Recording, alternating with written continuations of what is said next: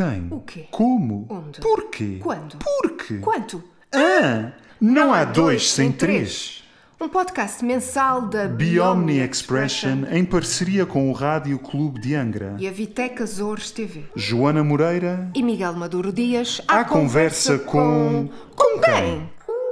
Não há dois sem três. Ano novo, podcast novo, não é? E desta vez temos o nosso novo podcast, Não há dois sem três. E o nome já, por si, já diz um bocadinho do que é, não é? Portanto, temos aqui uma terceira pessoa. O digníssimo Ricardo Fonseca. Que é- Eu não vou dizer o nome todo, não sei. Não, está ótimo assim, está ótimo assim. que é o O meu bestie, sim. Oh, É o meu isto é, bestie. portanto, Eu já disse é- várias vezes no portanto, outro podcast, sim. Pronto, e podemos dizer que este é o primeiro episódio que estamos a gravar, apesar de não ser o primeiro que vai para o ar, mas... Em princípio, não sabemos o futuro ainda. Não, Em mas princípio não, mas por isso é muito especial. Sim. Já seria especial, por ser o Ricardo. Sim, quisemos mas- começar por casa, basicamente. Foi isso. Queres apresentar um bocadinho do Ricardo? Ok, eu vou aproveitar as tuas cábulas, apesar de eu ter mais ou menos ideia do que é que ele andou a fazer na vida. Convenhamos. Mas, então, Ricardo Fonseca, ele começou por tirar a licenciatura em Economia e depois o mestrado em Ciências Económicas e Empresariais, especialização em Marketing. Isto foi na Universidade dos Açores, no Polo de Ponta Delgada, em São Miguel. Ele é pseudo-autodidata, também teve assim algumas dicas de outras pessoas que possivelmente também chegarão sim. a estar neste podcast, não me faço ideia, mas em captação e edição de vídeo e também, há bocadinho estávamos a falar acerca de áudio. E tiveste um percurso bastante peculiar, a meu ver. Quer dizer, peculiar. Hoje em dia acho que toda a gente anda um bocadinho à procura do seu rumo e à procura do seu isso é espaço bom. e tudo mais, não é? Isso é importante. Então passaste não aqui... estagnar, não é? Não Sim. chegar à primeira coisa e pronto, agora tem que ser isto para a vida toda. Exato. Vamos ser felizes. E então começaste em São Miguel ainda, a estagiar e tal, e depois passaste pelo continente, Lisboa ao Porto, e entretanto voltaste para a terceira e voltaste às raízes e enraizaste aqui, pelo menos por agora. Portanto, 500 mil coisas. Yeah. Ele é um bocadinho biómni, não é? É. Portanto, eu acho que bocadinho devia fazer biómni. mais projetos connosco para além deste episódio. Sim. E vamos descobrir um bocadinho deste caminho, não é? Sim. Pronto, antes de fazer a primeira pergunta, agradecer a tua disponibilidade Sim. e amabilidade para aceder a este nosso convite. Obrigado Ficamos também. felizes. Impecável. Pronto, então, a nossa primeira pergunta é: quando eras pequenino, o que é que tu querias ser quando fosses grande? Ainda bem que nunca ninguém perguntou isso numa entrevista de emprego. Foi? Porque a resposta ia ser muito engraçada. Ok. Quando eu era Estou pequenino, curiosa. a primeira coisa que eu me lembro de querer ser era homem de lixo. Ok. Exato. Era homem de lixo porque eu dizia Isso com que sempre... idade? Epá, sei lá, com 6, 7... Isso é uma memória muito antiga, porque eu lembro-me que... o meu irmão sempre quis ser médico, o outro sempre quis ser arquiteto, caminhos relativamente fixos desde o início, e eu andei a saltitar para aqui e para lá e não sei o Tu quê. és mais novo. Sou o mais novo. Só que eu dizia sempre à minha mãe, aqueles homens, eles correm, saltam para os carros, aquilo parece impressionante, e dá a querer ser homem de lixo. Tipo ninja. Era tal simples quanto isso. Coisa assim. Tu tinhas toda uma obsessão com ninja, por acaso. Sim, Agora sim, estou-me a sim. lembrar. Se calhar era disso. Depois, sei lá, quis ser pediatra durante um bocadinho, depois quis ser cirurgião durante outro bocadinho, depois quis ser engenheiro civil durante mais um bocadinho, depois, durante muito tempo quis ser psicólogo clínico, Ok. esse aí é um ponto importante, e depois acabei em economia de alguma maneira. Tem tudo a ver. Tem tudo a ver. Portanto, Mas sim. corri as Estou um áreas bocado todas. confuso, realmente. Corri as áreas todas, basicamente. Eu também tive assim uns devaneios, assim, uma coisa. Sim. Mas eu não sei se consegui variar tanto quanto ele, mas pronto, acho Mas que é a um coisa bom do ponto de psicólogo foi... Essa é o que eu me lembro mais, acho eu, Sim. e talvez a mais recente, tipo do final da adolescência, não é? Sim, Acho sim, que sim. ficou aí um bocadinho mais Tu marcado. querias ser quando já eras um bocadinho grande. Sim. Isto já era um bocadinho mais informado. E depois... E depois fui para a economia. Porque sim? Não, na verdade foi uma decisão bastante racional e não emocional. Que acho que vai bater um pouco aquele problema da gente ter que escolher as coisas um bocadinho cedo. Acho que não é uma opinião um pouco popular, que nós hoje em dia temos que escolher demasiado cedo para a área que vamos, a nível profissional. E, nós começámos a tomar este tipo de decisões, no nosso caso em particular, portanto, nossa geração, ali por volta de 2008, que é quando está a bater a crise, a grande crise financeira. Toda a gente nos assustou daqui até à China, que íamos para o desemprego, que nunca íamos arranjar trabalho, não sei o quê. Estava tudo um horror, hoje em dia estamos todos empregados, mas pronto. Mas ia ser tudo um horror. Então, na altura, eu olhei para as minhas opções. Por motivos pessoais também acabei por querer ir para São Miguel. Acabei por ver, dentro do que conseguia tirar lá e dentro dos meus interesses, o que é que encaixava mais ou menos. Porque a economia tem uma razão, mais uma vez, muito ridícula, mas muito típica da forma de pensar de um adolescente. A verdade é essa. Havia uma série na altura, que era o Mad Men, que era de pessoal de publicidade e não sei o quê, nos anos 60. E eu achava imensa piada aquela dinâmica, os engravatadinhos ali nas reuniões, a discutir aquilo, donos de negócios e isso, e eu pensei, isto até era giro. E depois comecei a investigar, gestão de empresas, blá blá blá. Depois, entre as duas, a economia parecia um bocadinho mais desligada das contabilidades, e isso que era uma área que não me interessava tanto. E também a economia permitia-me eventualmente ter ali uma vertente mais de bancário, um bocado, mais ligada à banca, se eu por acaso quisesse envergar por aí. Mais uma vez um trabalho de fatinho. e pronto, e foi um bocado por aí. E nunca chegaste a andar de fatinho? Cheguei. Foi? Por acaso, cheguei. Para ir trabalhar? Cheguei, mas um pouco por iniciativa própria, porque eu na primeira experiência que tive, que foi estágio, eu ia trabalhar de fato todos os dias. Porque lá está, e acho que isso é outra coisa, que é uma coisa que mudou muito ao longo do tempo. Nós ainda somos do tempo, não só de ir de fato para as entrevistas, sempre, que era o normal, era o aceitável, se a pessoa quisesse estar apresentável. Hoje em dia já não é assim. Hoje em dia vais de calças rotas. Sim, é considerado excessivo, normalmente. E depois o tipo de ambiente que era, e como era assim uma entidade maior, mais conservadora, eu achei por bem investir dessa forma. Também é um bocado a gente olhar para a indumentária à nossa volta e tentar perceber, ok, faz sentido, não faz sentido. E naquele contexto fazia algum sentido. Tinhas que idade? Eu devia ter 25, talvez, nessa altura, 24, 25, por aí, quando comecei, talvez, porque a minha primeira experiência foi estágio, porque, pronto, para contextualizar um bocadinho, aqui no contexto dos Açores em particular, nós temos várias medidas de estágio que são apoios do governo, e uma delas é o estagiário, que é um estágio que dura mais de um ano e que é praticamente completamente financiado com fundos públicos. Portanto, a empresa só paga uma percentagem pequena se for feita a primeira renovação, porque o estágio está sempre sujeito à renovação. E é mesmo uma quantia irrisória para o que se faz no estágio. E depois não é como o típico, sei lá, eu vou dar aqui se calhar um mau exemplo, mas o típico estágio de IFP. Aquilo aqui é usado mesmo para, no fundo, as pessoas ingressarem no mercado de trabalho. É como se fosse um contrato, basicamente, mas muito mais benéfico para a empresa.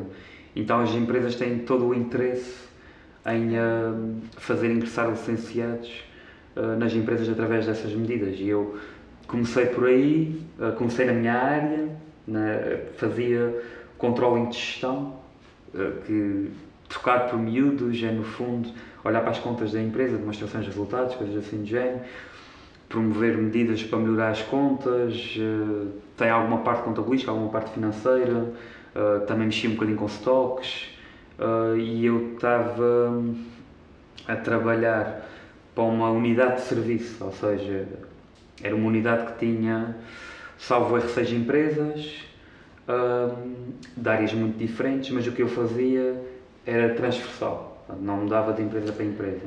6 empresas. Não dá para começar pequenina logo. Foi.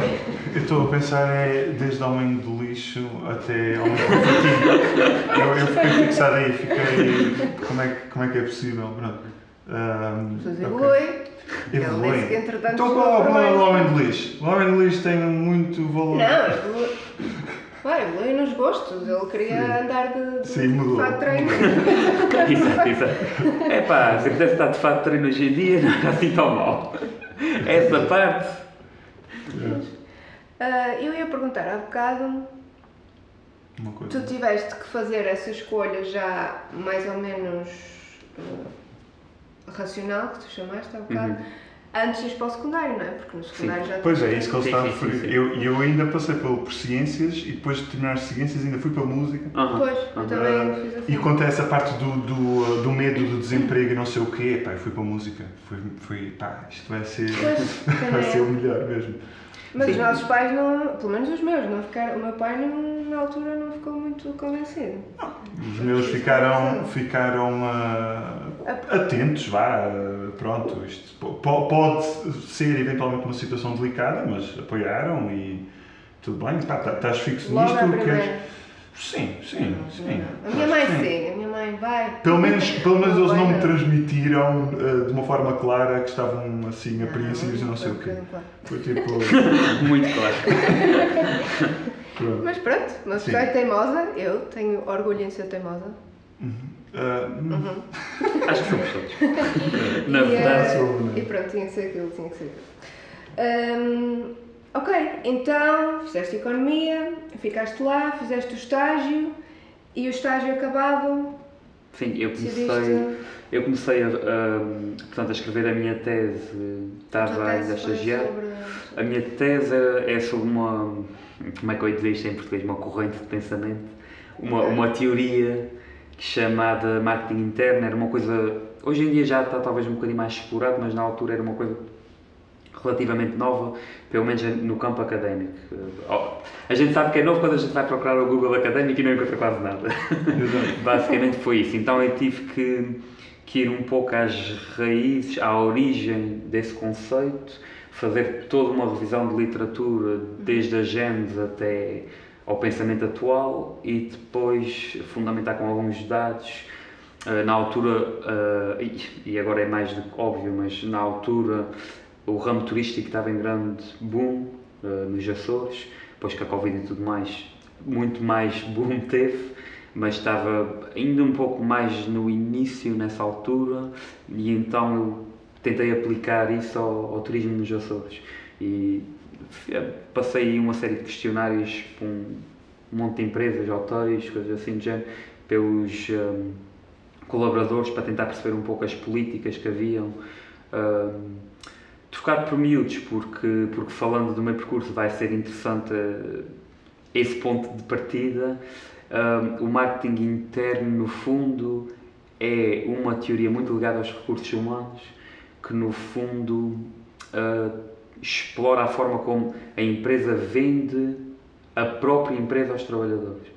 Ou seja, passa muito para aquela coisa dos pacotes salariais não focados só na remuneração, os benefícios, vestir a camisola, que é, pronto, hoje em dia está mais do que standardizado, ou deveria estar, pelo menos está standardizado o saber-se que é a melhor prática, agora se é aplicado em todo o lado. Eu estava a pensar também naquela questão dos valores e não sei o quê, mas isto tipicamente é mais externo, não é? Isto novamente é mais para o cliente, a empresa dizer isto são os nossos valores, isto é o nosso paradigma. Não, lá está, o marketing interno também pode passar tem de vender isso aos trabalhadores, porque tem a ver com a coisa do vestir a camisola, ou seja, por exemplo... orientá-los com... Sim. Mas coisas práticas. Coisas práticas, por exemplo, a nossa missão é trazer sorrisos, olha, sei lá, a Disney, um exemplo completamente à sorte, a nossa missão é trazer sorrisos às crianças, à volta do mundo, pronto. Claro que, por exemplo, aqueles trabalhadores que estão com as fatiotas na Disneyland Paris ou algo assim do género, têm que ser trabalhados num ambiente que promova essa disponibilidade, essa energia, lá está, não pode ser um típico cadeia de fast food, és um número, carne para canhão, como se costuma dizer. E talvez não diferente. E talvez não só isso, mas também numa situação de improviso, não é? Que sai do protocolo, pronto. Sim, exatamente. Um bocadinho fora do horário, inclusive, ou qualquer coisa do género, e eles improvisarem, ok, o objetivo é este, é o sorriso da criança, terem aquilo bastante incutido e agora vão improvisar e fazer aqui qualquer coisa. Eu estava-me agora a lembrar, por exemplo, há uns vídeos a brincar, a fazer pouco, digamos, de, por exemplo, cadeias de supermercados. Não sei se vocês já viram. E que é tipo, tem o empregado que está a atender no Continente, depois tens o empregado que está no Pingo Doce, depois tens o do Lidl, depois tens não sei o quê. Sim, os caixas, não é? Sim. Lá está. E isso é a velha história, que é... Isto não tem que existir em todas as empresas. Devia. Se formos a ser rigorosos, devia. Mas também não é preciso uma análise muito profunda para perceber que isto depende um bocado da estrutura financeira das empresas. Porque isto são coisas que não são baratas. A verdade é, consegue-se fazer barato, mas é preciso alguém estar a ser muito bem pago para ter essas noções e para conseguir fazer esse trabalho bem feito. Porque isto não é só um gestor qualquer de empresa que se lembra, agora vou trabalhar aqui o marketing interno. Se calhar, até pode ser uma exceção e ser espetacular a fazer isso, mas normalmente isto é mais uma equipa, alguém de recursos humanos ou uma mistura, alguém que tenha uma formação de recursos humanos / marketing, que consiga trabalhar um pouco esse conceito, mas geralmente novamente mais... especialização é sim, o que estás a dizer. Geralmente isto é mais um assunto de recursos humanos, esta questão do marketing interno. E pronto, nas boas empresas é expectável que isto exista sempre, mas a gente está farto de saber que em empresas muito grandes isto depois depende muito da gestão, e se a gestão vir as coisas de outra forma, acaba por não existir. E isso funciona tipo com cursos, com formações? Depois depende dos formatos por empresa, sim. Isto é uma forma de pensar, no fundo, ou seja... Mas como é que é transmitido? Uma coisa simples, por exemplo, tu tens alguém na tua empresa que é chefe de secção. Chega à altura da revisão salarial e tu, a gente aqui estamos a olhar para as nossas contas, não dá para subir muito no ordenado, o que é que a gente pode fazer? Olha, se calhar faz-lhe diferença ter um carro de empresa, se calhar faz-lhe diferença ter um telemóvel, e isto estamos a falar de coisas materiais, é o mais fácil, é visível. Depois há outras coisas, por exemplo, promoveres um encontro entre trabalhadores, por exemplo, olha, em horário de trabalho, hoje atingimos 1 milhão de vendas, para celebrar temos bolo no refeitório, podem tirar todos 1 hora, vamos lá conviver um bocadinho. Isto, em certos ambientes, é um ambiente espetacular. É fomentar um ambiente saudável entre os trabalhadores e, no fundo, fazer com que aquilo seja quase uma segunda família. Tipo a Google, não é? A Google, por exemplo, tem muitas políticas desse género, o Facebook tem muitas políticas desse género, mas pronto, aqui estamos a falar das empresas de topo, entre aspas. Em empresas mais pequenas, geralmente tenta-se fazer um pouco estas coisas. Olha, chega à altura do Natal, o jantar de Natal, há uma prendinha para os miúdos, um cabaz, ou então, sei lá, chega, por exemplo, o Carnaval é muito popular aqui, chega ao Carnaval, tentar promover um eventozinho, uma brincadeira no trabalho, olha, um dia podem vir disfarçados. Sim. Sei lá, há muitas coisas que se pode fazer. Vamos fazer um bailinho. Vamos fazer um bailinho. Sim, no fundo é um bocado por aí. Então, voltando ao percurso, sim. Não é? Sim. Fizeste o estágio e depois decidiste que... Sim, nisto eu não estava muito contente com o que estava a fazer, ironicamente, porque até estava bastante ligado à minha área, e decidi simplesmente experimentar uma coisa diferente. A minha família, portanto, olhando um bocadinho para trás, para o meu avô, para o meu pai, sempre estiveram um bocadinho ligados ao comércio, e o meu pai desde pequeno falava muito sobre isso, e eu pensei, vou experimentar comércio. E comecei a mandar currículos para lojas.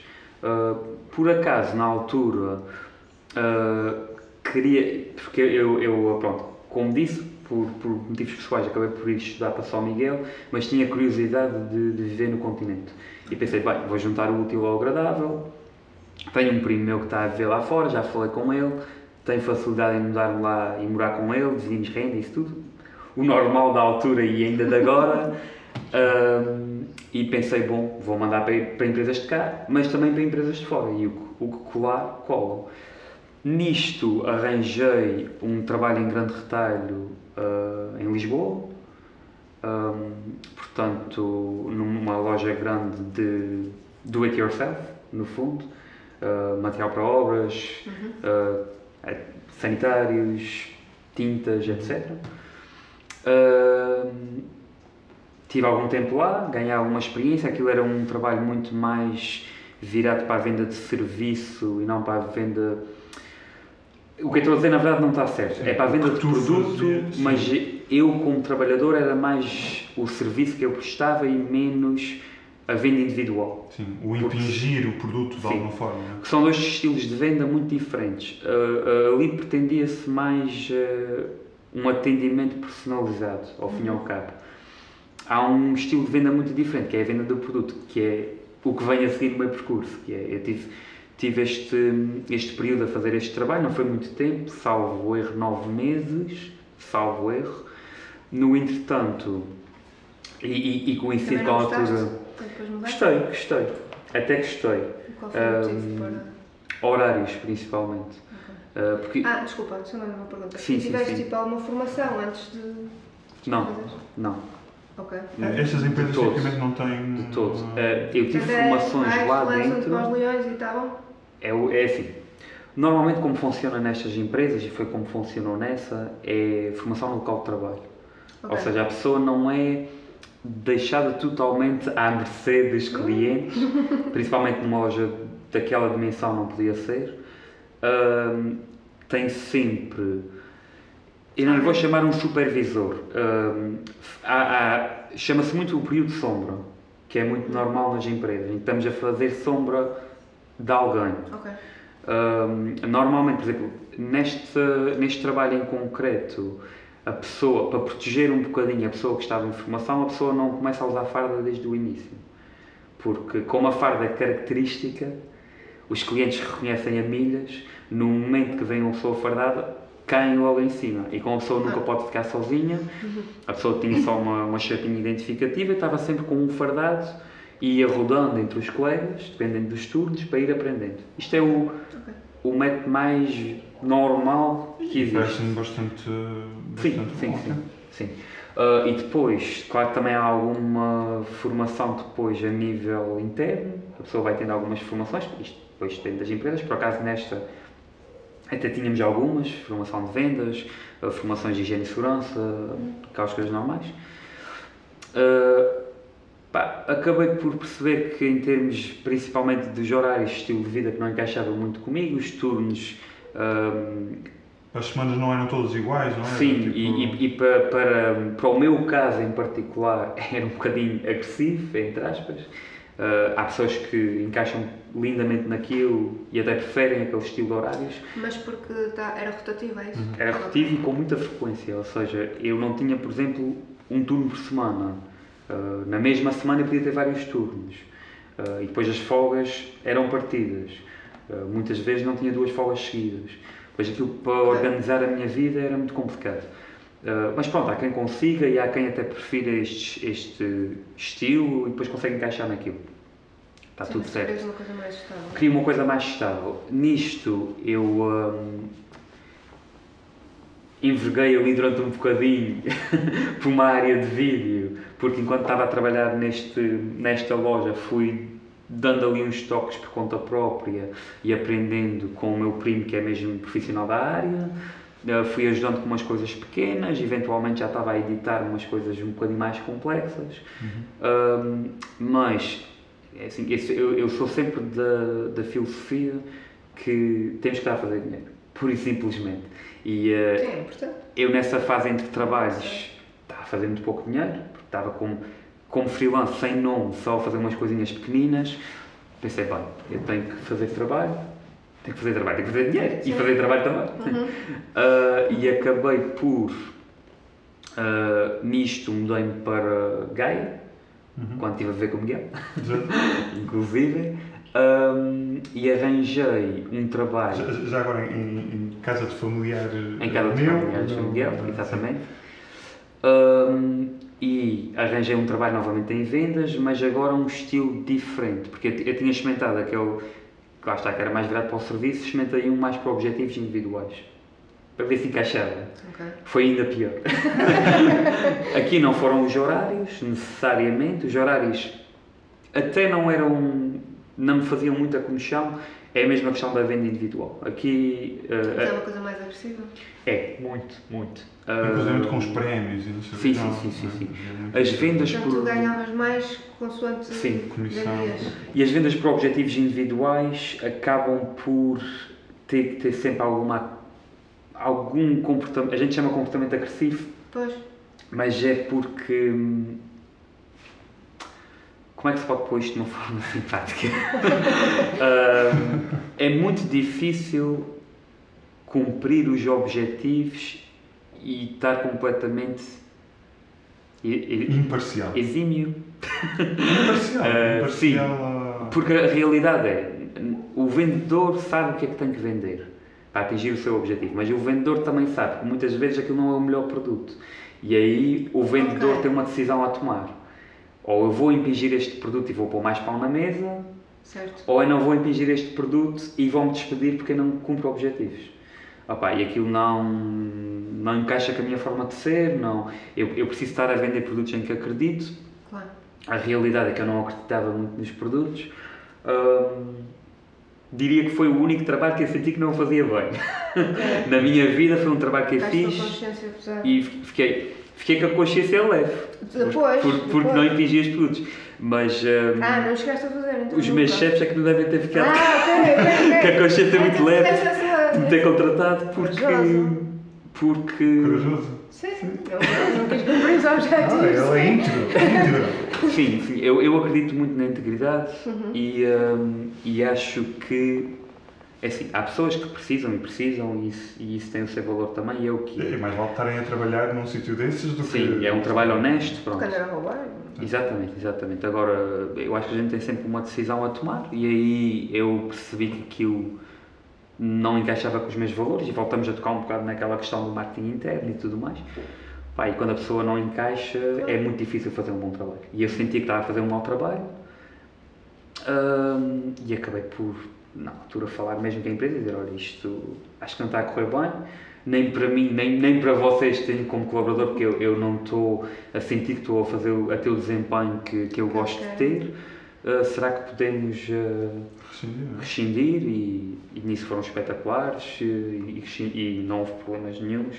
Pronto, ficou resolvido. Daí eu já estava com a ideia, também por causa da família e tudo mais, de voltar para aqui, dar uma oportunidade à terra. Para aqui, para a Ilha Terceira. Para aqui, para a Ilha Terceira, dar uma oportunidade à nossa terra natal, também para estar mais próximo dos meus pais e tudo mais. E do resto da família, claro, e felizmente hoje em dia ainda temos cada vez mais família cá, mais primos, mais amigos, estão a voltar cada vez mais, que é ótimo. E comecei, eu aí já tinha, é uma boa questão, eu sei que o ano foi 2019, isso é fácil, fazendo contas, eu tinha para aí 28, eu ia fazer 28 nesse ano, parece-me. Não demorou muito tempo a arranjar trabalho cá, eu tinha poupanças... Mas daquilo que eu me lembro, tinhas receio disso, não é? Mas por acaso... Sim, tinha muito e acho que é um receio muito legítimo de quem vem para cá, porque é assim, para licenciados principalmente é bastante difícil arranjar bom emprego cá porque está tudo lotado, a verdade é essa. Nós vimos de uma geração de completa subdosagem de licenciados. Eu digo sempre que o licenciado é o novo 12º. Tanto é que eu a trabalhar em grandes lojas, em retalho, tinha imensos colegas licenciados, pessoal com mestrado até, e era o que era considerado antes o trabalho do 9º ano. Atenção, trabalho tão bom como os outros todos, mas pronto, aqui falando de o trabalho indiferenciado e o trabalho especializado. E acho que é um receio legítimo. O que é que acontece? Eu até não estive à procura há muito tempo. Eu tinha umas poupanças, comecei a renovar o meu espaço e tudo para mudar para cá. No entretanto, arranjei um trabalho para um grossista farmacêutico. O que eu fazia era gestão de estoques. Por acaso gostava bastante do que fazia. Mas pronto, aí por vários motivos, ali um pouco de estagnação em termos de... Tive lá, salvo erro, 2 anos e pouco, mas comecei a sentir que estava a estagnar um pouco em termos de progressão, aí foi mesmo isso, porque tive um pouco de tempo como chefia, mas depois aquilo por causa de alterações na equipa, fiquei só com metade das funções e comecei a ver que aquilo não ia andar muito e acabei por começar a procurar outra coisa. Nisto eu arranjei um trabalho em... Esse até é difícil de descrever porque eu fazia muita coisa, mas essencialmente o grosso era contratação pública, que é uma área que não tem nada a ver com nada, mas curiosamente... Mas agora que foste ser vegano, não é? Sim. Os únicos 2 trabalhos mais parecidos foram vendas, se bem que 2 estilos de vendas muito diferentes. Entre estes 2 trabalhos, não sei se importa referir, eu estive a editar como freelancer, aí sim já a fazer vídeos mais a sério, a fazer muito vídeo de marketing digital, a apoiar o meu primo. Mas há aqui uma coisa, tu inicialmente fazias mais edição do que captação? Não, fazia só edição. Só fazias edição. Entretanto, tu trocaste um bocado, não é? Sim. Entretanto, com ele... Agora, fazendo só um salto para a frente para voltar para trás, eu filmo casamentos com o meu primo. Maioritariamente casamentos, muito raramente... Editar, raramente o fazes? Nunca. Pois. Foi uma coisa que deixei completamente. Por acaso dei apoio num podcast há 1 ano e tal, talvez, não sei agora precisar, da edição de imagem, som e materiais de marketing, uma coisa aqui e ali, mas desde aí nunca mais editei nada. Tenho estado só a prestar apoio como segundo câmara, principalmente na área dos casamentos, muito raramente um evento mais pequeno, que seja mais simples, porque para todos os efeitos não é de toda a minha área, portanto é sempre como segundo câmara. Mas pronto, tive nesse interregno, lá está, mais uma vez, temos que estar a fazer dinheiro, entre esses 2 trabalhos estive a editar ali durante um bocado, mas pronto, nunca seria o objetivo final, até porque queria sempre alavancar um pouco os meus estudos,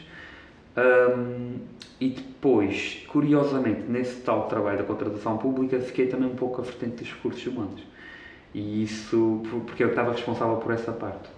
E isso depois vai bater ao que eu estou a fazer atualmente, que sou responsável de recursos humanos. Noutra empresa ainda. Portanto, tive 1 ano nesse tal trabalho e saído deu, nem sequer demorou 10 dias, uma completa coincidência. Fui contactado por esta outra empresa que já tinha deixado o currículo há algum tempo, na altura que estava à procura de trabalho. Coincidiu que por acaso houve ali uma saída de uma pessoa, estavam com uma necessidade, entraram em contacto porque o currículo chamou e pronto. E neste momento é o que eu estou a fazer. Isso e a parte do vídeo é um part-time, no fundo. Pois. É uma coisa mais aos fins de semana, é um pouco sazonal, normalmente mais na altura do verão. Sim, mas ainda claro, fazes uns quantos, não é? Durante o verão, principalmente, sim. da última vez que eu me lembro. Não falando muito de números, sim, ocupa um verão. Isso sim, a nível de fins de semana, sim. Claro que a gente tem alguns, às vezes, a época de casamento está cada vez mais larga, assim por dizer, já se começa a ver uns em novembro, uns em dezembro, já se vê até em janeiro às vezes. O expectável é que eventualmente se veja no ano todo. No continente é o que acontece, eventualmente, se as coisas continuarem a crescer como têm crescido, é expectável que vá por aí. Assim, para o teu primo te contratar como segundo cameraman, eu imagino que faças o trabalho mais ou menos. Tem corrido bem. Em termos de percurso, acho que é mais. Eu gostava de saber um mais ou menos isso. bocadinho mais o que é isto dos recursos humanos. O que é isto dos O que recursos é que humanos? faz agora? Na verdade, por uma vez, é um trabalho bastante fácil de explicar. Ok. Este é bastante fácil de explicar. No fundo, o meu papel ali, agora nos últimos tempos está a evoluir um pouco, mas é um papel mais administrativo, porque os recursos humanos têm várias vertentes. E tem a vertente mais administrativa, tem a vertente mais de pessoal, que passa muito pela seleção, o recrutamento. Neste momento eu já tenho essas vertentes todas, mas aquilo começou principalmente por um trabalho mais administrativo. Portanto, é o chamado payroll, é processamento de salários, não na parte contabilística, mas também temos que fazer muitas contas. Depende muito das situações. Por exemplo, em casos de cessação, temos que calcular as cessações. Claro que há muita coisa que os sistemas contabilísticos já fazem automaticamente, mas também há muita coisa que é manual. Temos que estar muito familiarizados com o Código de Trabalho, porque tanto chefias como colaboradores têm questões e temos de saber atender a essas questões, sem mandar as pessoas para outras entidades, porque idealmente conseguimos responder no próprio local de trabalho, por uma questão de conveniência Mas e coisas de custos, contrato, custos. assim?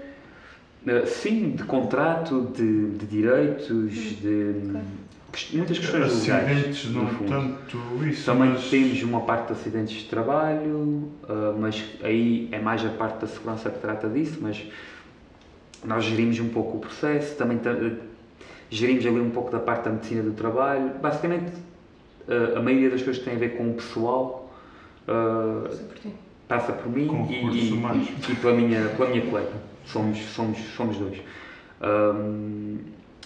Somos dois e penso que é indispensável ser sempre pelo menos duas pessoas, até para em muitas situações, garantir imparcialidade. É sempre bom ter dois pares de olhos quando se está a falar de ordenados das pessoas. É assim, nunca temos problemas com ética nem nada que se pareça, mas é sempre bom ter dois pares de olhos em trabalhos desses géneros. São casos muito subjetivos. Sim, às vezes sim. Dizer, não é? Às vezes sim. E... Às vezes a própria lei está escrita de uma forma um pouco vaga. Muitas vezes, não. Sim, e exige alguma discussão interna. Também participo um pouco no processo de recrutamento, mas pronto, aí depois também passo um bocadinho pelo processo da empresa, mas a parte das entrevistas, há alguma parte de pré-seleção também fazemos, da parte dos currículos e tudo mais, quem é que chamamos, quem é que nós chamamos. É uma empresa de quantos trabalhadores? Mais ou menos? Já vamos, talvez, passar os 300. Ok. Já é um bocadinho, Assim por alto. um bocadinho maior do que a Bioming Express. Para a nossa dimensão, para a dimensão do nosso mercado, já é uma empresa consideravelmente grande. Ok. Sim, eu acho que antes de passar para aquelas outras perguntas, não é? Seria a próxima coisa? Ou ainda tinhas mais alguma? Queria perguntar se ele alguma vez pensou em enverdar como primeira opção na edição de vídeo. Sim, sem dúvida. E por que não? Sem dúvida. Por que não aconteceu? Olha, é uma excelente pergunta para a qual eu, por acaso, tenho uma resposta preparada. Porque esta pergunta é feita às vezes noutras vertentes, mas no fundo é a mesma pergunta e eu acho que ironicamente não é. A pergunta não é porque que não seguiste pelo vídeo, a pergunta é porque que decidiste trabalhar a contrato em vez de como freelancer. É um bocado por aí, porque eu indo para uma área de vídeo seria sempre freelance. E para mim isto tem muito a ver com o estilo de vida e acho que tem muito a ver com aquilo que a gente procura. E sempre procurei um bocadinho a estabilidade. Claro que se me dissessem, olha, estou envergando por esta área, porque eu gosto da edição de vídeo, mas a edição de vídeo exige muitas horas de trabalho, muitas horas de trabalho e muitas horas fora de horas. Para ter um trabalho, eu sou perfeccionista, muito perfeccionista mesmo, e para ter um trabalho da qualidade que eu acho aceitável, ineficiente ou não, a verdade é que eu acabo por me perder um pouco nos detalhes. E depois o que eu senti é que isso acaba por me consumir um pouco. E eu acho que ia ser assim com qualquer coisa de freelance, porque a pessoa quando está a trabalhar como freelancer, o dinheiro entrar ou não é completamente da nossa responsabilidade. E isso não torna a pessoa isenta de fazer 200%, 300% em qualquer trabalho que esteja, mesmo quando, como se costuma dizer, não é nada meu, mas como freelancer a responsabilidade é completamente diferente. E eu penso que é muito difícil a pessoa chegar a um patamar de estabilidade emocional, que eu sempre procurei, estabilidade emocional e financeira, só a envergar pelo freelance. E acho que é uma coisa muito mais para as pessoas que têm um pouco mais sede um pouco mais de ambição, no fundo, em termos de projeto, se calhar de evolução pessoal. Para mim as minhas prioridades sempre tiveram... Sim, porque a progressão de carreira no freelance e nos contratos, ou a trabalhar por conta do outro ano, seja completamente diferente. A verdade é essa. Pois. Estamos a falar de um que é um percurso muito mais velocidade cruzeiro e um que só está dependente da pessoa, no fundo. E eu penso que é muito mais por aí. Não teve nada a ver com a área em si, porque eu gosto de editar vídeo, efetivamente. E até preferirias, de certa parte, não é? Preferirias fazer esse tipo de trabalho se tu estivesse a ganhar o mesmo que estás a ganhar agora? Olha, por acaso não sei dizer, porque surpreendentemente eu gosto bastante do que faço hoje em dia.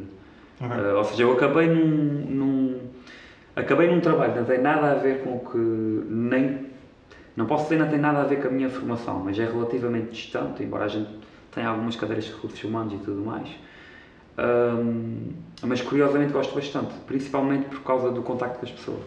Porque uma coisa que eu dou muito valor e que dá para perceber também pelo percurso de passar pelo comércio e tudo mais, é um bocadinho a parte humana.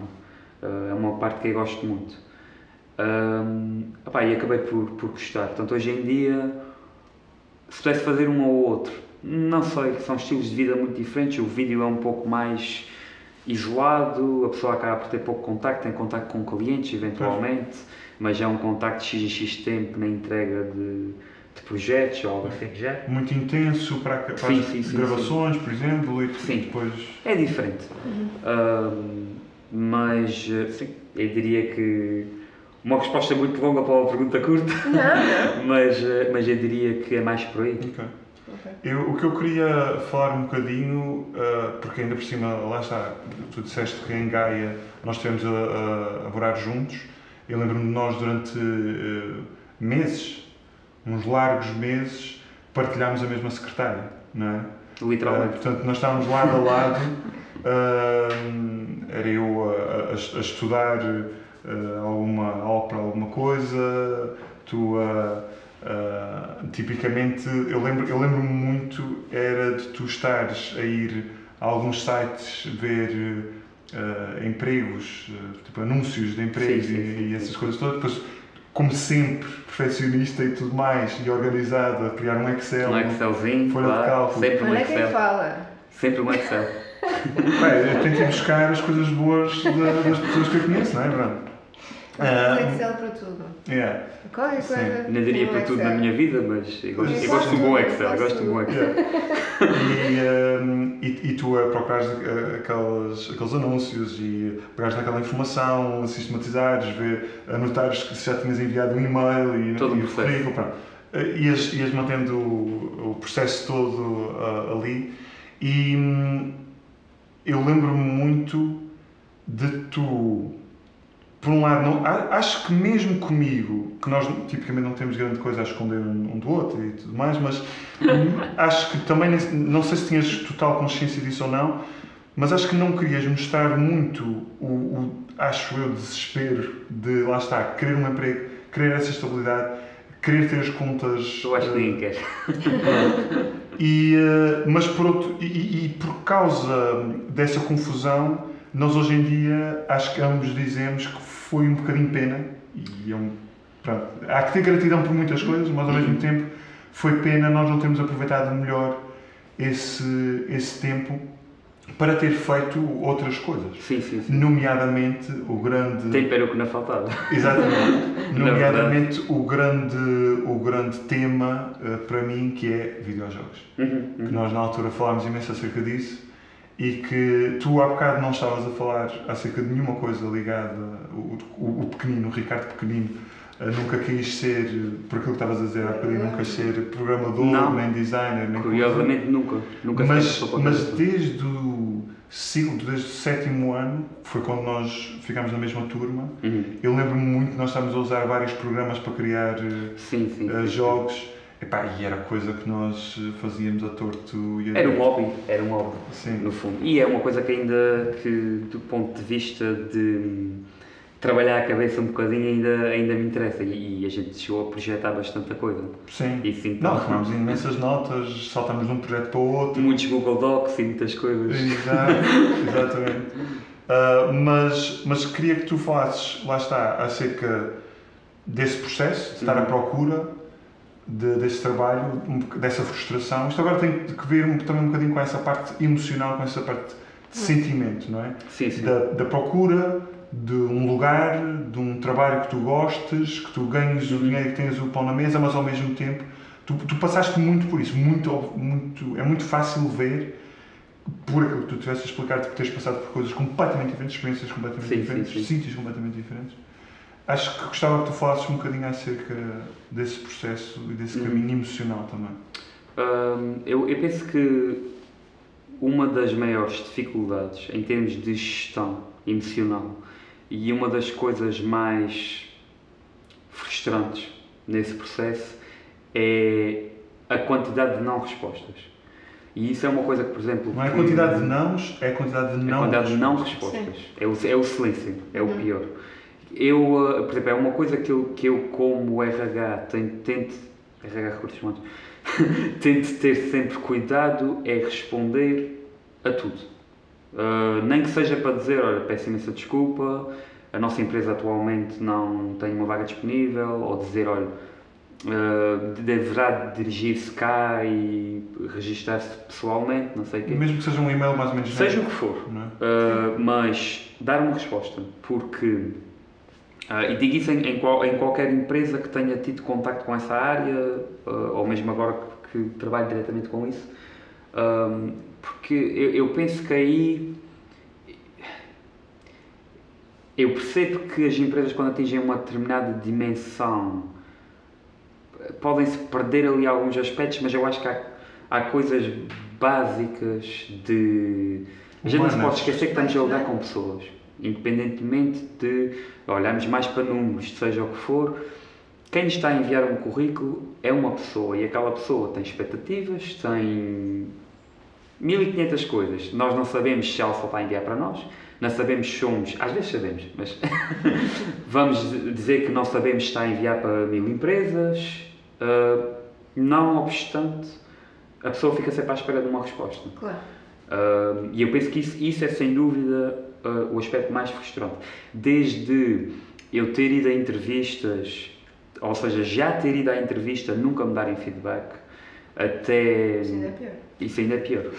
E chegou-me a acontecer, inclusive, darem muitas esperanças, já termos apertado mão com toda a gente e de repente ligarem-me a propor uma coisa completamente diferente.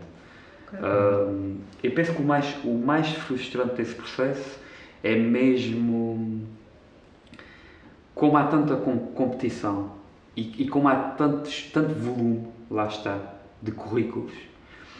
O poder negocial acabou por passar quase totalmente para o lado das empresas e não para o lado do trabalhador.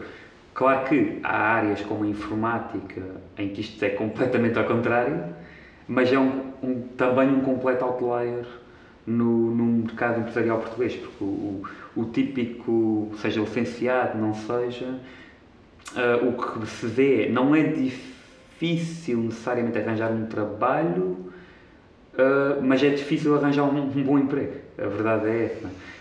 E pronto, quando a pessoa está... O irónico é, mesmo nessa linha de pensamento, mesmo que a pessoa envie para todo o lado, às vezes não é exagero dizer que, por exemplo, em 50 currículos, 3 respondem. Sim, nós também temos um bocadinho essa Sim, experiência. nós temos essa experiência. Sem grande desenvolvimento às vezes é, olha, não dá, pronto, ok. Mas ao menos responderam. Eu dou mais valor a isso. Sim, tu fechas aquela porta, não é? Ou, mesmo que seja Exatamente. temporário, mesmo que tu dali a 1 ou 2 anos voltes a tentar para aquela empresa, pelo menos sabes que... E se tu estás na dúvida, epá, este emprego até é razoável, mas eu gostava de ter uma resposta daquela antes de tomar esta decisão. E acontece a muita gente, e é por isso e depois que perdes os dois. Exato, e isso é uma das tais coisas que eu acho que é muito importante dar sempre resposta, e daí que eu comecei por dar o exemplo de nós não sabemos para quantos sítios aquela pessoa enviou, porque há pessoas, principalmente pessoas mais inexperientes, que não têm de facto noção que as empresas não respondem simplesmente. Não é nada pouco comum, como RH, recebermos telefonemas de e tal, porque eu deixei o meu currículo, não sei o quê, já sabem de alguma coisa. Claro que as pessoas têm sempre resposta, mas nós já fazemos todo o processo a dizer, olha, atenção que isto não garante a chamada para uma entrevista, é só uma candidatura, mas damos sempre algum tipo de feedback. Mas a realidade é que muitas empresas nem isso fazem, e depois a pessoa fica num limbo. Sim. No fundo. E depois, isso, a nível de gestão emocional, torna-se muito complicado porque, lá está, principalmente se tiver a minha mentalidade de tenho que estar a fazer dinheiro de alguma forma, a pessoa depois fica ali num impasse de mas será que eu devia começar a tentar vender alguma coisa, trabalhar algum talento que eu tenho, será que eu devo continuar a procurar, mas se eu agora começar a envergar para uma área, estou a tirar tempo de estar à procura, não vou conseguir preparar-me tão bem. E descansar, esquece. Exato, e se eu estiver só a fazer isso, também não estou a fazer dinheiro e eu tenho que fazer dinheiro. E depois essa gestão penso que é o mais complicado desse processo. Um bocadinho diferente, o nosso caso é um bocado diferente, mas acho que nos revemos um bocadinho com essa questão agora também um bocado. Ok, eu acho que era o principal da minha parte, quando eu estava a ver o percurso dele, acho que era o principal, sim. Vamos àquelas perguntas... As perguntas manhosas. Então, a primeira é, se pudesses voltar atrás, se fazias alguma coisa diferente. As perguntas do prolongamento. é o que toda a gente gosta. Olha, muito sinceramente, e isto não é... segredo para ninguém, é uma coisa que eu falo abertamente, se eu pudesse voltar atrás eu tinha ido para a psicologia clínica, pura e simplesmente. Nem que seja pelo... Lá está, mais uma vez, uma área ligada às pessoas, eu acabei numa área ligada às pessoas na mesma, dentro dos meus estudos alavanquei para uma coisa que acabo por gostar e que está ligada às pessoas. E os recursos humanos, tipicamente, é algo bastante ligado à psicologia. Sim. Na parte das entrevistas, por exemplo, acaba sempre por ter ali alguma parte de análise de linguagem não verbal e uma série de coisas assim do género, mas teria envergado por aí simplesmente porque, lá está, foi despintado todo um cenário pós-apocalíptico que depois, na verdade, não se concretizou. Claro que nós fazemos, e isso não... Lá está, as pessoas fazem o melhor que podem com a informação que têm, e foi exatamente o que nós fizemos. Hoje em dia o que eu vejo é que de uma maneira ou de outra as pessoas que estão a fazer o que gostam, em geral estão-se a safar. De uma maneira ou de outra, com mais dificuldade, com menos dificuldade, mas lá está. Isto depois mais atribulados, dependendo das ambições. E isto depois é todo um equilíbrio, porque se calhar as pessoas estiverem a fazer o que gostam, têm um pouco mais de trabalho, mas também conseguem tolerar um pouco melhor, porque estão mesmo entusiasmados com o que estão a fazer. Se calhar se gostarem um pouco menos, já têm que ir para uma coisa menos exigente. Isto depois é sempre um equilíbrio. Mas sim, eu penso que isso seria o principal. Uma coisa mais extrema, que eu já pensei muitas vezes, eu na verdade não queria ter estudado de todo. Atenção, ensino superior. E já pensei muitas vezes se não teria sido feliz dessa forma, só a fazer uma coisa mais simples, mas aí eu acho que provavelmente ia acabar por me chatear. Nem que fosse de monotonia ou... Sim. Acho que é assim, é fácil, era mais fácil dizer isso exatamente nessa fase em que estava super difícil arranjar um bom emprego e estava saltado de trabalho em trabalho e tudo mais. Era mais fácil dizer isso, mais difícil ver a recompensa de ter estudado. Agora, eventualmente, já compensou. mas sim, diria que isso. Nunca pensaste então voltar atrás, voltar a estudar? Portanto, não dá para voltar atrás no tempo, mas voltar e estudar agora Psicologia? Não, Okay. Isso não. Agora estás feliz? Por acaso, curiosamente, quando saí do trabalho antes do meu atual, estava a estudar para mudar de área, curiosamente. Mas era para uma área, lá está, que alavanca um pouco os meus estudos. Porque eu sou, assim, pronto, como se costuma dizer, cada um sabe de si. Mas eu sempre tive um pouco aquela coisa de não querer desperdiçar todo o trabalho que estava para trás, também um pouco a minha experiência. Queria alavancar um pouco o meu currículo. E uma área que está muito na berra também é a área da Data Science. Data Science. Ciência de dados. Ciência de dados, que passa muito pelo trabalho de dados em massa, para projetos empresariais, para conselho à gestão e questões assim de género. E eu tive ali um bocadinho de tempo entusiasmado, se calhar envergava para essa área, porque não me estava a dar muito bem nas coisas que tipicamente estava a fazer. Lá está, em todo o percurso o que eu tinha gostado mais era a gestão de stocks e a parte de RH, que ambas um pouco difíceis de arranjar trabalho cá, a verdade é essa, cá portanto na Ilha Terceira. Nunca pensaste voltar outra vez para fora? Não. Querias mesmo ficar cá? Nunca pensei voltar, numa fase sim, mas agora... Sim. Aliás, tu chegaste, na altura, antes de voltar para a Terceira, tu chegaste também a falar acerca de ir para fora de fora. Sim, fora. Para outro país. Estive a investigar isso, sim. Não fora, mas fora. Sim, lá está, mas isto tudo ligado um pouco à questão do emprego. No momento em que a vida se orientou mais aqui, isso deixou de ser um objetivo e curiosamente, quanto mais tempo passo cá, menos vontade tenho de ir para fora.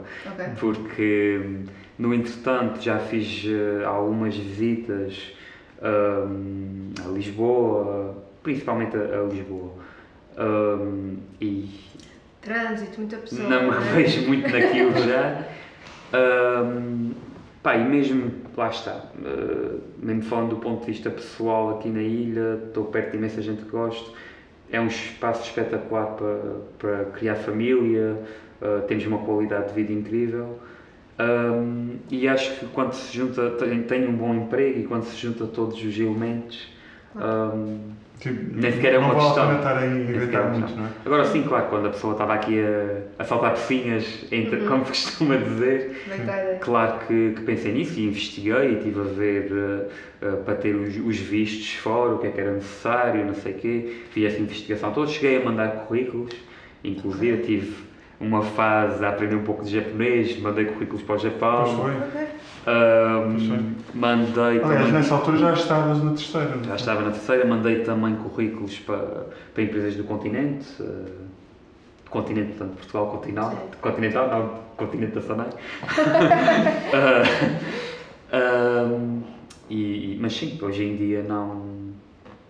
Pode vir a fazer sentido, agora não faz. Sim, nunca podemos dizer que não.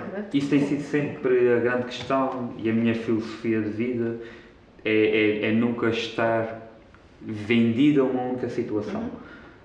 Enquanto as coisas resultarem, está perfeito.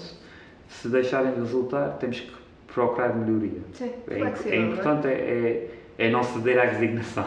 Sim. O que é para quem pode. Lá está. Faço sempre este sublinhado que é muito importante, para quem pode. Eu senti várias vezes no teu percurso, agora assim de repente não sei momentos específicos, mas várias vezes em que tu tinhas a tendência a ser um bocado preguiçoso com a tua inteligência, isso era uma coisa que... eu acho que isso continua, muita gente já me disse isso e eu acho que isso continua a acontecer um bocadinho.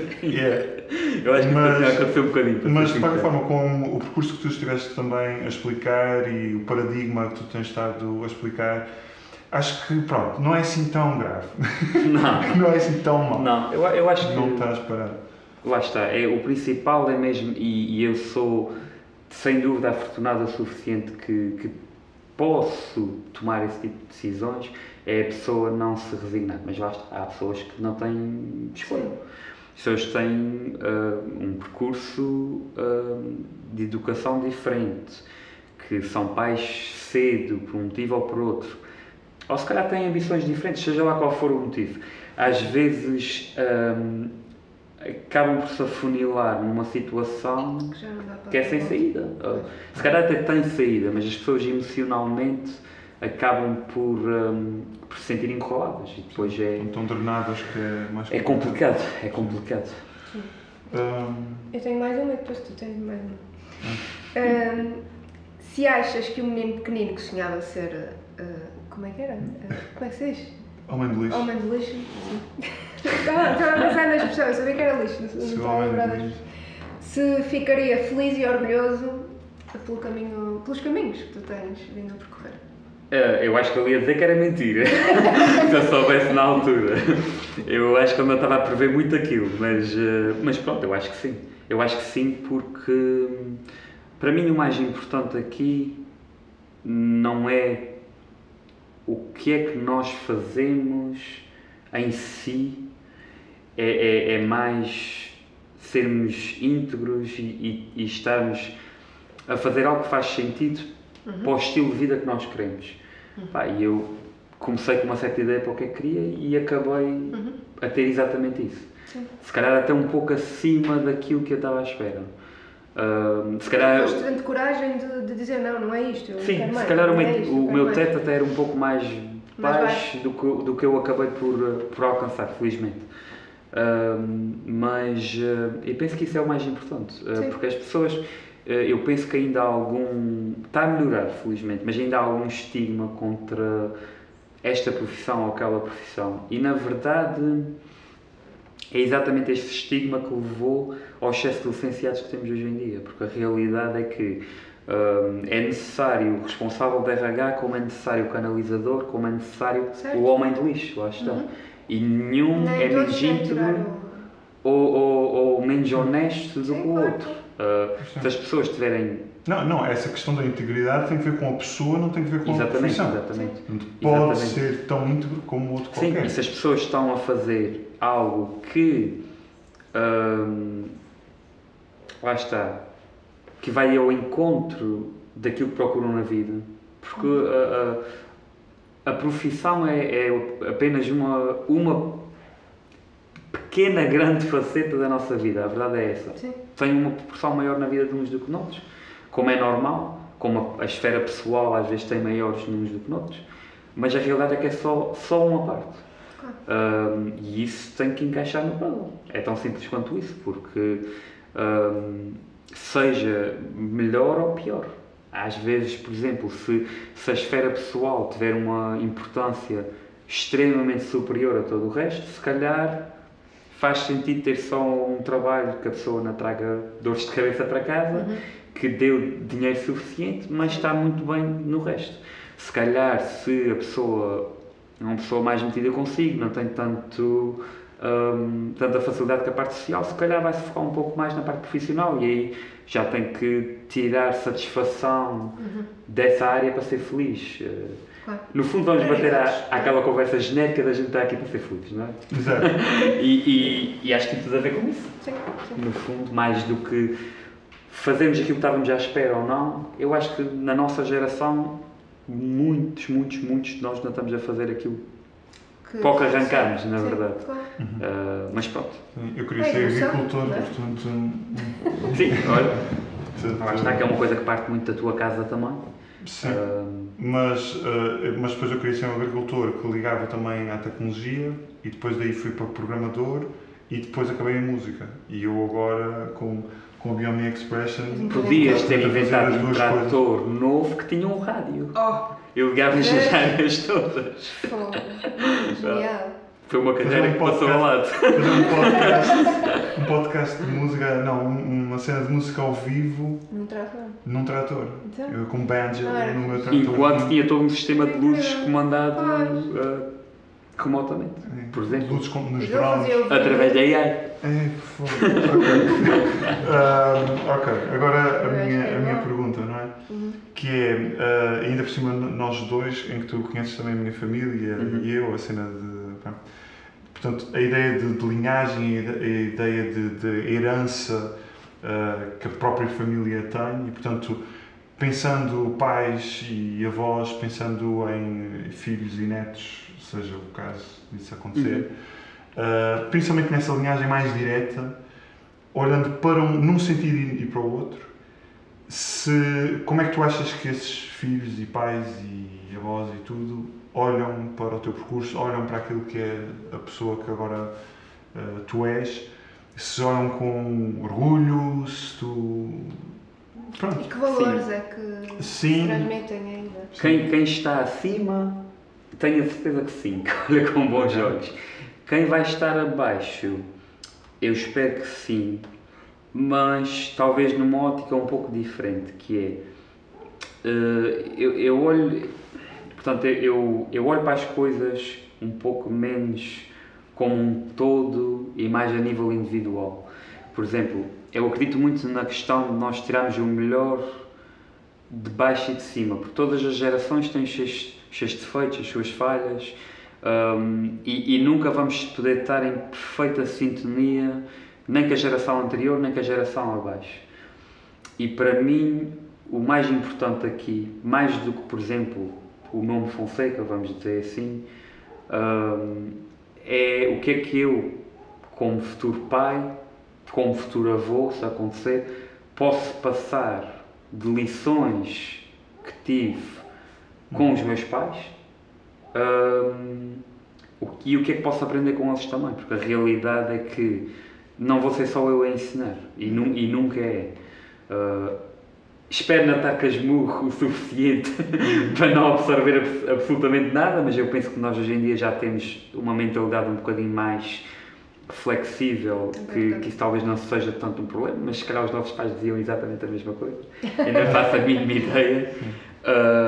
O que é certo é que eu olho muito mais para as coisas nesse prisma. Nem tudo o que me passaram encaixa perfeitamente no percurso que eu tive. Aliás, se fôssemos falar na era tanto do meu pai como do teu, que são da mesma geração, de estar a saltar de emprego em emprego e não acabar de estudar e ter um único emprego para a vida, isso era uma coisa impensável, não acontecia simplesmente.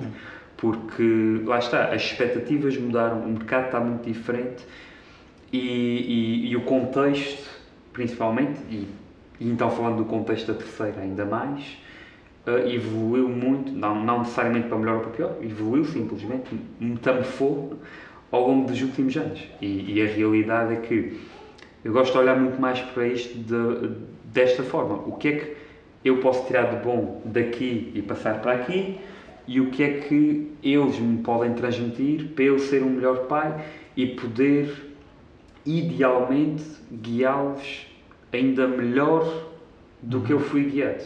Ou pelo menos tão bem.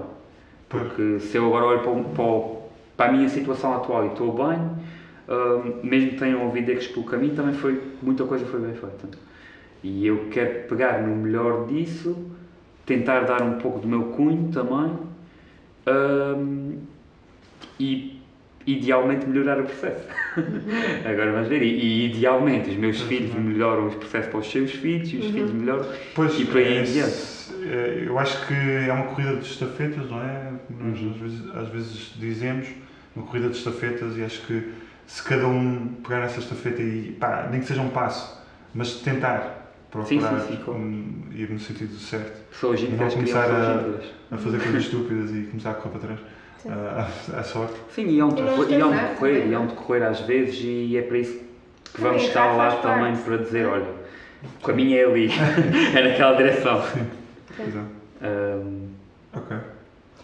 E por último, um conselho para quem nos ouve. O que é que tu... Um conselho. O conselho mais importante que eu posso dar Portanto, conselho, carreira, certo? Carreira, profissão, mais dentro desta área. Pode ser mais alargado também. O mais alargado é que sejam todos felizes, nunca desistam da vossa felicidade. Não, estou a brincar, mas o que eu vou dizer vai um pouco ao encontro disso, que é, para quem tem possibilidades e com cabeça, sempre com cabeça, não se resignar. Isso sempre foi a minha filosofia, não se resignar. Ou seja, isto aplica-se a todas as esferas da nossa vida, a esfera pessoal, a esfera profissional. Aliás, eu adoro sempre aquela comparação que eu já falei com o Miguel imensas vezes sobre isto ao longo dos anos, que é o quão parecido o mercado de trabalho é com o mercado das relações amorosas. E tem paralelos que nunca mais acaba, é impressionante. Mas isto para dizer o quê? Seja na nossa esfera de amizades, na nossa esfera familiar, na esfera dos nossos relacionamentos amorosos, seja na esfera profissional, claro que há fatores que são exteriores a nós, o contexto em que crescemos, as possibilidades, o apoio dos nossos pais que temos. Há coisas que nós não podemos controlar, mas dentro das nossas ferramentas, a pessoa nunca deve desistir de investir em si. E investir em si é investir na felicidade. Ou seja, não é ir atrás necessariamente do que toda a gente diz que é o correto. Porque, por exemplo, hoje em dia há muito uma filosofia de tem que ser produtivo, tem que ser produtivo. E isso não resulta para toda a gente. A verdade é essa. Há pessoas que são mais felizes a abarcar um projeto simples e a serem pais excepcionais, ou a serem maridos excepcionais, ou, olha, há pessoas que não querem ter filhos, querem viajar pelo mundo. Está espetacular. Vocês são honestos, pagam as vossas viagens, botam tudo no Instagram, está espetacular. Se as pessoas são felizes assim, está ótimo. Eu acho que o importante é trabalhem todas as esferas da vida para chegar ao ponto que vocês querem. E só quando estiverem nessa situação na vida é que podem respirar fundo. De resto, enquanto houver o que eu chamo os fatores impeditivos, que é, eu sei que não vou conseguir ser totalmente feliz enquanto isto acontecer. Então está na hora de avaliar o contexto, perceber que ferramentas é que eu tenho e se calhar tentar mudar aqui alguma coisa para isso, se aproximar um pouco mais da situação. Não é necessariamente uma mudança drástica, mas pelo menos nesse sentido. Uma série de pequenas coisas fazem muita diferença. Pequenas mudanças dia a dia criam grandes comportamentos. A verdade é essa. E pronto, a coisa mais difícil de mudar é o comportamento, sem dúvida. Principalmente os hábitos, porque somos criaturas de hábitos. E isto às vezes faz passo a passo. Às vezes é uma coisinha aqui, é um hábito mudado aqui. Um hábito, é eu ter uma autoestima um pouco melhor, é eu valorizar-me um pouco mais, é eu valorizar os amigos que tenho, é eu se calhar dar um pouco mais de valor ao dinheiro. Isto depois depende de pessoa para pessoa, mas é olhar para o nosso contexto e perceber, ok, eu não estou bem emocionalmente, estou insatisfeito, sinto um vazio, o que é que dentro do meu poder eu consigo mudar para melhorar um pouco? E quando as pessoas se sentirem satisfeitas, está ótimo, não é preciso estar sempre a correr atrás do prejuízo. Eu penso que isso é o principal. Há muito, e ainda por cima na era da internet, é só TED Talks, é só os coaches, essas tretas todas, tretas salvo seja, mas a incentivar... Estás sempre insatisfeito, sempre a correr, sempre a querer mais, sempre a correr atrás do prejuízo. E eu acho que isso não é... Funciona para algumas pessoas, mas eu acho que se passarmos a vida a correr atrás de um sonho irrealista, nunca vamos estar realizados. Sim, a verdade é essa. Insatisfeitos. Há que também, lá está, estabelecer pequenas metas para também conseguirmos ir tirar alguma satisfação ao longo da vida e perceber onde é que queremos estar. E só aí então, ok, eu agora tenho uma base espetacular, se calhar vou investir em algum projeto, se calhar vou, ou não. Ou sou só pai, sou só marido e isto está espetacular, só que já é muito, é quase um full time, qualquer uma delas. E está ótimo. Eu penso que isso seria... É um ótimo conselho. Obrigado. Pronto. Obrigadão por teres aceitado o nosso convite. Muito bom. O primeiro episódio, eu acho, gravado. Vamos ver agora a sequência. Isto vai ser o último. Não é o último. Para 2027. Mas acho que é um ótimo arranjo. Sim. Começo. E não sei, queres dizer mais alguma coisa? É isso. Muito obrigada. E vamos por aí, sim, não é? Noutras coisas, eventualmente. Sim. Daqui a bocadinho. Com quem? Não há dois sem três.